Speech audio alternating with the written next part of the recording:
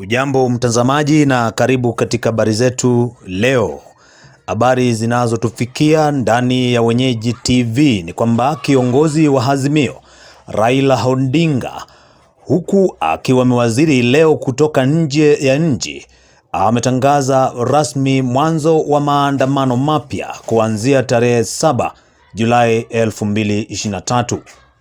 Raila alitoa tangazo hilo katika uwanja wa Kamukunji akiandamana na viongozi wengine wa Azimio, Martha Karua, Wycliffe Oparanya, Eugene Wamalwa na wengineo.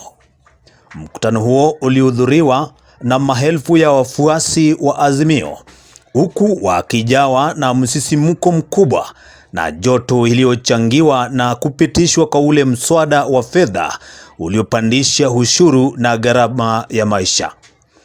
Profesa George Wajakoya alimuonya naibu rais Rigathi Gachagua kwamba liwe liwalo atatembelea eneo la Mlima Kenya bila kutishwa. Kumbuka tumo ndani ya Wenyeji TV tukiendelea kukuletea habari zinapochipuka. Ni mimi mtayarishi JW.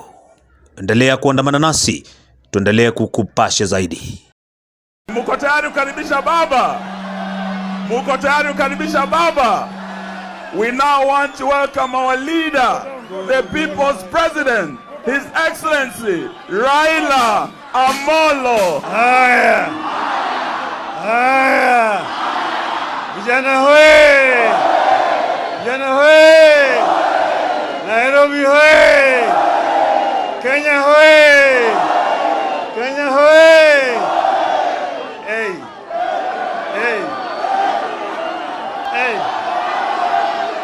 Nimeona na nimeridhika.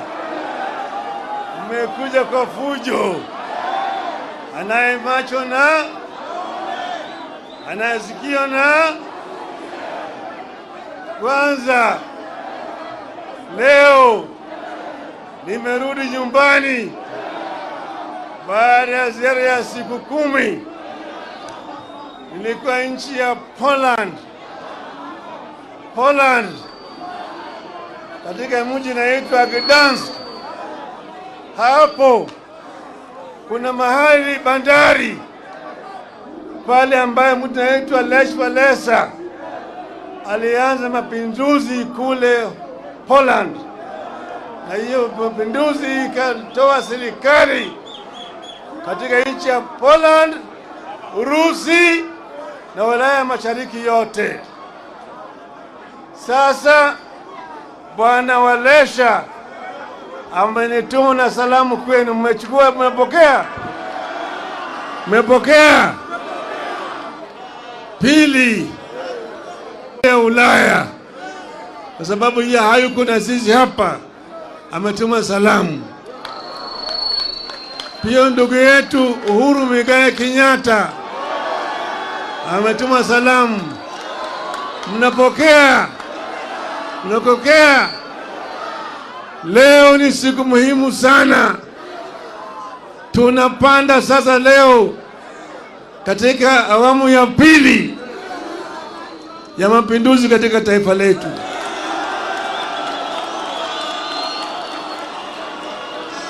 Kwa hivyo nataka mniruhusu kwanza niongee na dunia mzima, nieleze sababu gani nataka kufanya.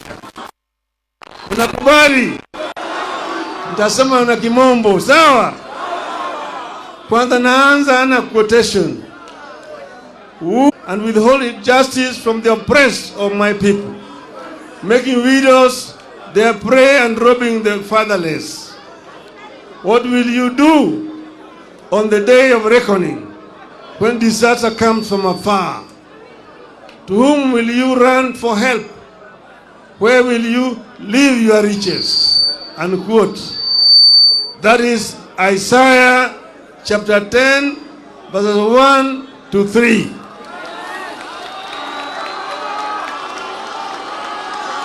Mr. William Ruto used to love this verse.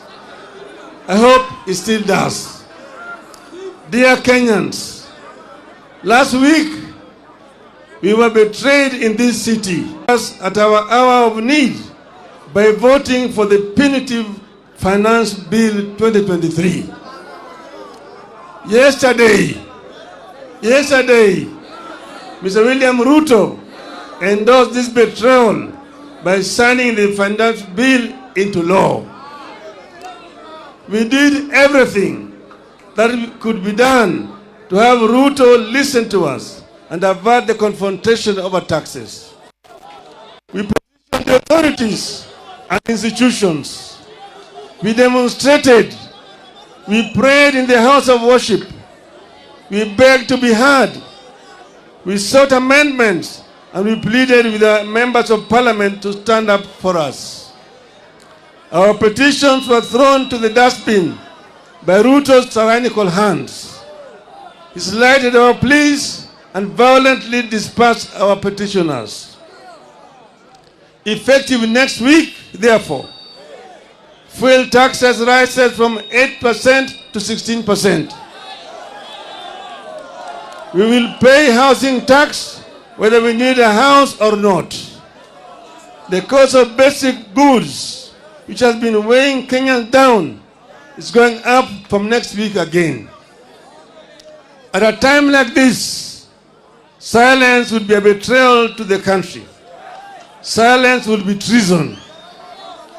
We cannot be a nation of people who, having eyes, refuse to see, and having ears, refuse to hear. We have suffered a cruel betrayal of our trust and confidence in the ability of our representatives to protect us. We must punish the traitors, and we must force a repeal of the Finance Act. But what happened this past week and yesterday is not just about the Finance Act.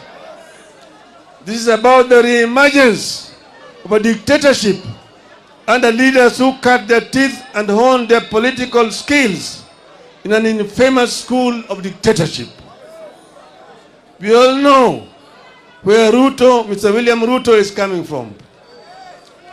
We all know where Rigathi Gachagua is coming from.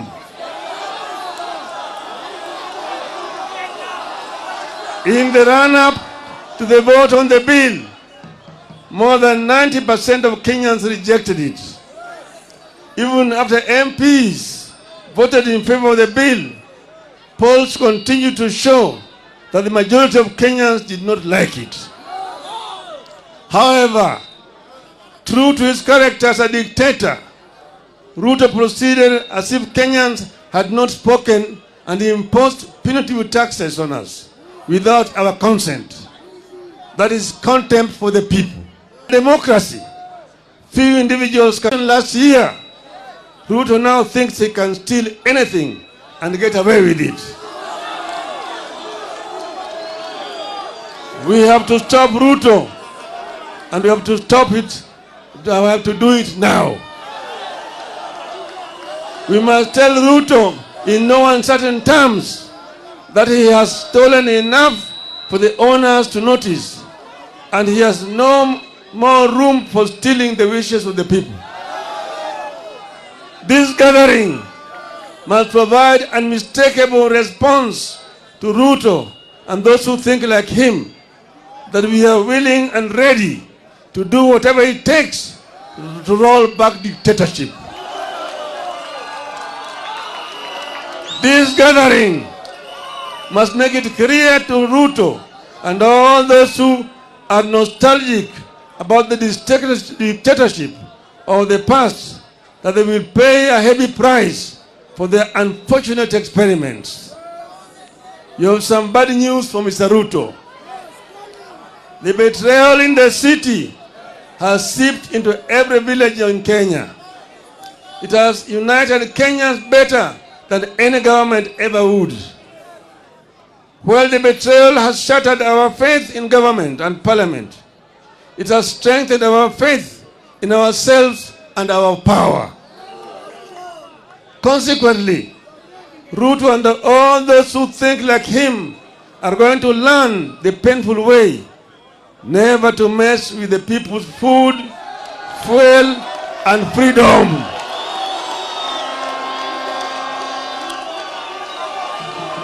Hello? Ruto and his ilk are going to learn the hard way that Kenyans are fed up but not helpless.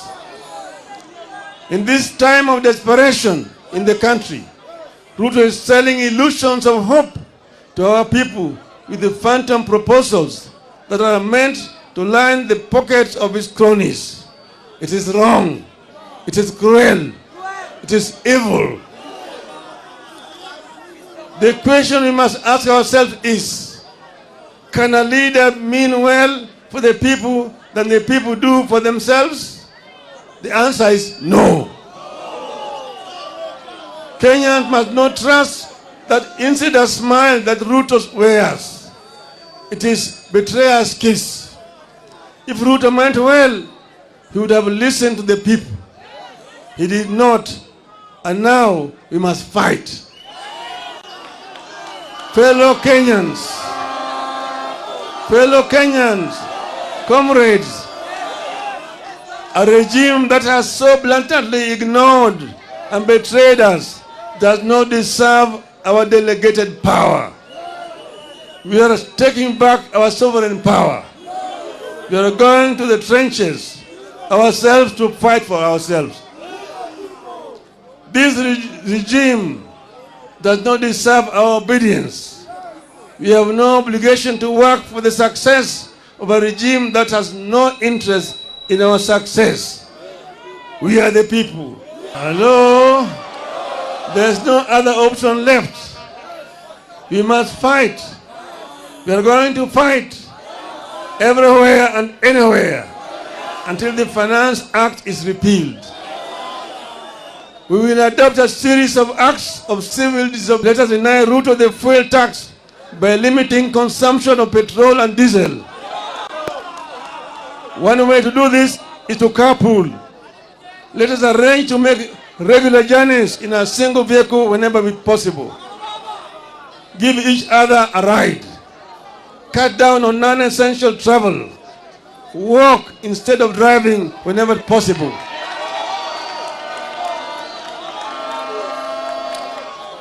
I appeal to all employers to allow their workers time to walk to and from work.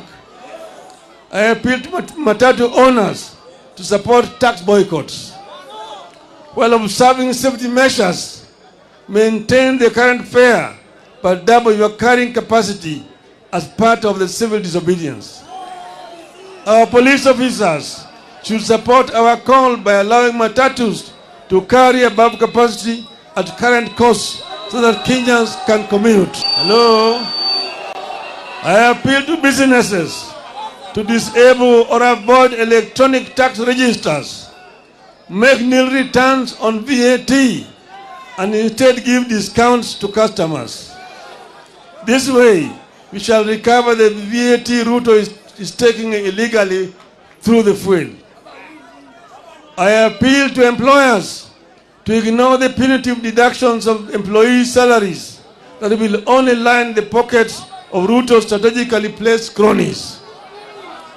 Mr. Ruto is driving us off the roads with high fuel prices. We must deny his officers the comfort of driving us off the road with their vehicles. Let us deny the government vehicles and motorcades the right of way that they take for granted. They may sound the sirens as they wish, but everyone must follow the traffic except for ambulances. Dear Kenyans, we know the men and women who visit this unjust law on us. Punish the traitors. Let us name, shame, follow, and isolate the traitors at every turn. Let us picket their public and private offices and their homes until they join the call to have the Finance Act repealed.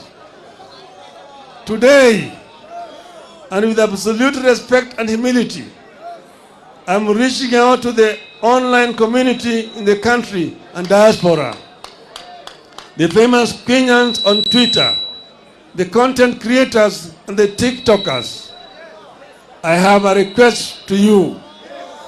Let us gather and share information about the traitors, their Twitter and other social media accounts, telephone numbers, and email addresses, and use this to show the oppressors that power belongs to us, the people. Finally, in a democratic country that is founded upon sovereignty of the people, whenever the arms of government, whether the executive, the legislature, or the judiciary, fall into the hands of men and women who use their delegated sovereign power to oppress the people and benefit themselves, then it becomes a right and a duty of the people, in pursuit of the common good, to assert their sovereignty, to disobey those men and women and their laws. We are asserting our sovereignty. Civil disobedience begins with personal actions. We begin today, and we will continue progressively, discreetly and publicly, culminating in the official start of massive countrywide demonstrations. To those who make unjust laws, to those issue oppressive decrees, let us get to work. Let us get to work. Tuanze kazi. Tuanze kazi. Tumesema hao watu wamesaliti jamii ya Kenya. Umma ya Kenya imesalitiwa na Bwana Ruto na wenzake, lakini Bwana Gachietha, DJ Wangari, Karua, Kamukunji oye! Kamukunji oye! Baba ashawaelezea ya kwamba serikali haramu ya Ruto imetangaza vita kwa watu wa Kenya. The Republic of Kenya has ceased to exist as we know it. In its place, we have a colonial exploitative regime which we must oppose. Na kwa hivyo sote tukubaliane ya kwamba Ruto must go. Ruto must go. Sababu ameharibu demokrasia, ameharibu mali ya Wakenya. Nataka kuwaelezea kidogo. Tumeambiwa na controller wa budget kule State House wanakunywa chai ya milioni 8 kila siku. Basi namwambia controller wa bajeti amegundua ya kwamba kule State House wanakunywa chai ya milioni 8 kila siku. Milioni 8 zimetosha kuajiri vijana 17,000 wakilipwa 500 kila mmoja wao kazi mtaani.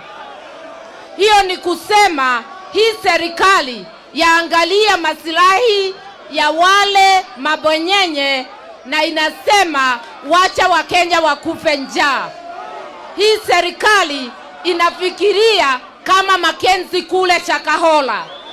Wanatuambia ya kwamba tuwape miaka 2 uchumi urekebishwe. Sasa nakuuliza, unaweza ishi miaka 2 bila chakula? Unaweza kaa miaka 2 bila matibabu? Miaka 2 bila mtoto wako kusoma? Hawana pesa ya kusaidia Mkenya, lakini wako na pesa ya kuajiri ma-CS, ma-PS 50 na assistant ministers 50. Mumekubali pesa yenu kuharibiwa. Mumekubali munataka unga au munataka assistant ministers? Munataka walimu kwa watoto wenu au munataka mabwenyenye? Mimi nasema tuwe tayari kulipa nini? tuwe tayari kulipa gharama. Tusikubali kunyanyaswa tena. Tuko tayari kutokelezea ile pesa imewekwa katika ofisi ya Ruto, ofisi ya Gachagua na Mudavadi. Inatosha kusomesha watoto wetu bila malipo vile Azimio ilisema. Imetosha kulipa matibabu kwa Wakenya wote. Na imetosha kupatia zile jamii maskini 1000 ngapi? 6 kwa kila mwezi. Tutakubali pesa yetu kuendelea kuvunjwa? Wakenya, hii ni wakati wa kufagia nyumba iko chafu. Tufagie, Zakayo ashuke, nchi yetu irudi kwa mikono yetu.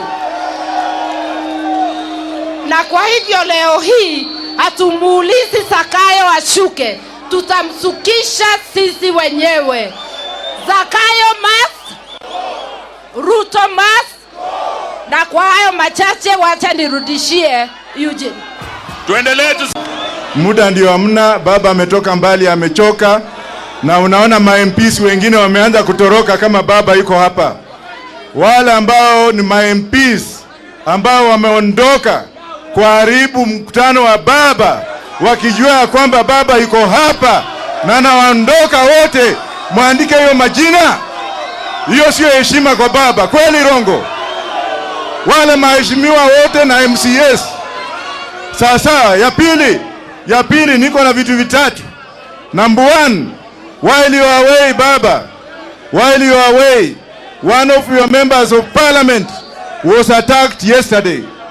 Huyo Mheshimiwa Ong'ondo Were, Mheshimiwa Ong'ondo Were aliatakiwa jana Kisumu Airport akiwa anangojea kupanda ndege na bwana Hesbon Omolo Agar,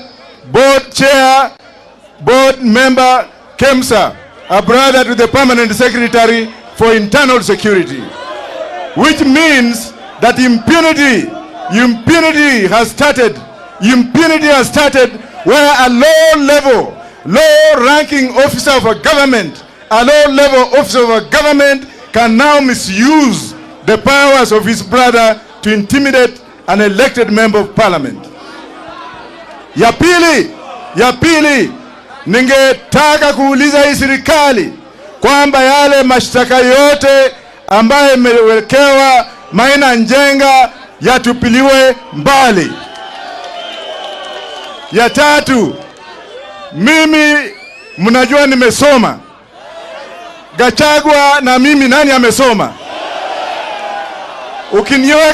Ukiniweka na Gachagua katika room moja, who is illiterate? This semi-illiterate man has the audacity of telling Kenyans that Raila Amolo Odinga and his team are embarrassing him by walking with me, kutembea na mimi.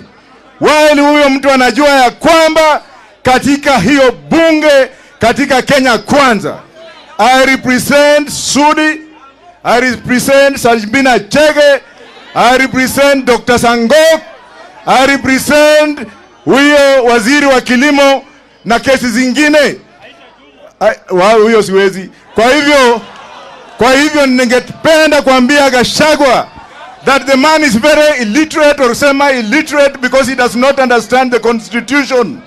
Constitution ya Kenya inasema ya kwamba kila mtu wako na huru ya kutembea kila mahali Kenya hii. Na Mheshimiwa Wairia amesema ya kwamba ni wiki ijayo ataniita kwenda Mlima Kenya na nitamuuliza baba kama atakubali. I'm going to go to Mount Kenya unless Gachagua wants to expose his idiocy. And Bangie!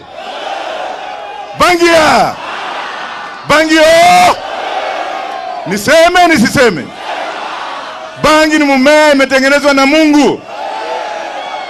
Hata Musa alitumia bangi. Ya nne, wale watu kutoka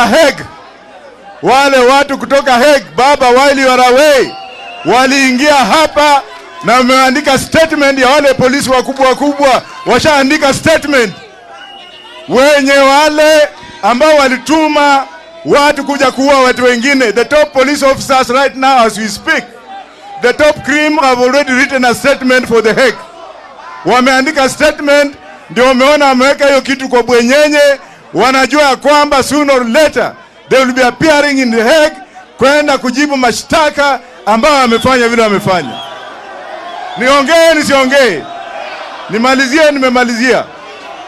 Wenye wametukana baba na tule tumbunge ambao tumekula pesa ya Ruto na tule ambao tumesema yes, au kuanzia saa hii mimi kama mshika uzani wa baba, wakienda kwa matanga wafukuzwe wasifukuzwe, wakienda mahali watolewe suruali wasitolewe, na wale ambao ninasema ni wale wabunge wa ODM na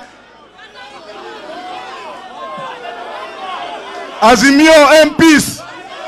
Kuna wengine hapa Nairobi wanavaa vikati. Baba anawaambia kwamba Azimio policy ni kuenda njia moja hivi. Tuingine hata hatuwezi kutoa machozi, tunaenda pale kusema ati we have the liberties. Tunaongea kama Wahindi namna hiyo. Ati I have the liberty. I was elected. Ulikuwa elected na nyanya yako ama baba? Baba Na mimi siogopi kifo. Maina Njenga, hebu kuja hapa. Wapi Korir? Wapi Korir? Wapi Korir? Korir. Kuja uonekane na baba. The first Kalenjin to oppose Ruto yuko hapa baba. Ule Mkalenjini wa kwanza ambaye amesimama na baba, tafadhali kuja hapa. Korir yuko ama ameenda? Basi kumalizia hapa, mnamuona huyu mwanaume? This man is being persecuted. He's being persecuted, not prosecuted. Manake baba ya Gachagua kazi yake ilikuwa ni kuandaa watu wa Maumau.